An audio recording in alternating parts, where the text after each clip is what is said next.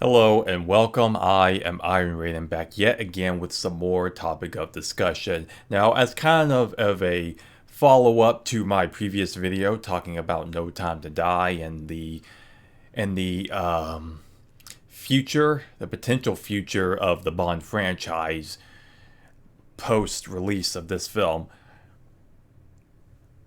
All things considered, I don't like to try to jump on things. I don't like to try to just straight up call this out for potentially being this way, though we have pretty damn good reason to call a lot of things out because, well, it's been everywhere. We've seen this happen time and time again where so many franchises have just been completely destroyed from the inside out, just killing the past, acting like it never mattered, trying to do our own thing, trying to make it our thing, and making it act like, oh, this is the revolution. No, no, no. As I said before, 70 years of a character, that's including the novels, and knowing how well that previous films have done, like Skyfall was the biggest hit of the franchise. It made the most money. That was just about 10 years ago. It was the 50th anniversary.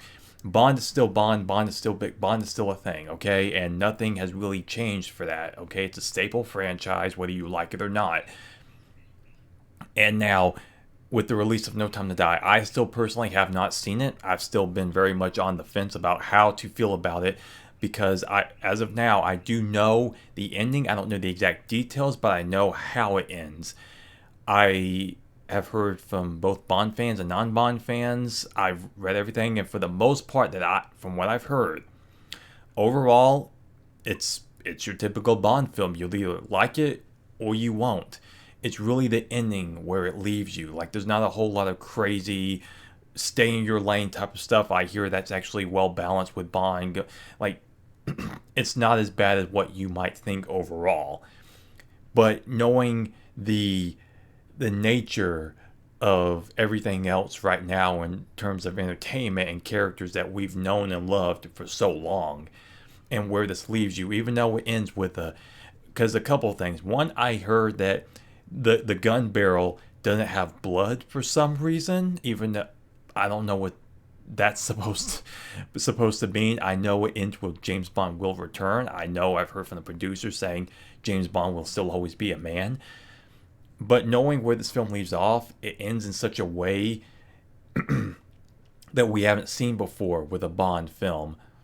And even though previous Bond films, like from era to era, have all had carryover storylines, and even within those eras, there's always like little strings of things that kind of reoccur. But for the most part, they've never been like some big elongated storyline. Like this Craig era is the first time where we actually kind of see where each sequel kind of builds into the whole grand scheme of things for the most part. At least kind of since Connery, because Connery was, giving you all these different villains and knowing they were all tied to Spectre and Blofeld and stuff. But for the most part, not a whole big, long storyline with these certain characters and arcs and all that type of stuff. Not to that extent. So all things considered, knowing what the deal is, I do personally still very much I feel conflicted as to how to feel because knowing how it ends, I could say in isolation is not a huge problem, considering especially that this is the end of an era. This is the end of one actor's run as the character, and knowing that it's a complete story. In isolation, I may not see that as a big problem. But all things considered, knowing what's under the surface, knowing everything else that's surrounding it in entertainment and how things are kind of going, that does leave me conflicted for the future. And some would probably just be like, well, it's dead. It's dead. Why are you even trying to think about? I'm trying, I'm trying not to. So I don't know 100% what will happen, what will be the future of this franchise, what will they actually try to do. From what it seems like, whatever the next Bond film could be, it's still technically going to be James Bond. But how much is it really going to be James Bond? That we will just have to wait and see on. So I'll just leave that right there as an update on how I feel and what's going on. So it's not like, oh, this movie is woke, this movie is trash, blah blah. I know I haven't seen it, and like I said, just being a Bond fan, just knowing what the deal is, I'm trying to be fair and authentic about it as best I can. So I'm just going to leave that right there as is. So will I wind up seeing the film in theater and supporting this, knowing, especially certain people that are involved with the film, and knowing where it's going and what they're trying to do? Could this just be the end for Bond as we know him? It could very well be. So we'll just have to wait and see what happens there. But on to the next point. I want to talk a little bit of gaming, because as you can see behind me, that is actually a PS5. I just got that PS5. I mean, if you've been paying attention, you know how hard these things are still to get. Not quite as hard as what they've been, but still rather difficult. Same thing with Xbox Series X's, and the same thing with computer components because of CPUs, GPUs, scalpers running rampant. Just it's a dumpster fire out there when it comes to this stuff. But I kind of had an itch to, it's like, what? I kind of want to get a PS5. It's been almost a year, and typically I do get consoles at launches. Some people would say, oh, well, wait till they fix the bugs or wait till they get some more games.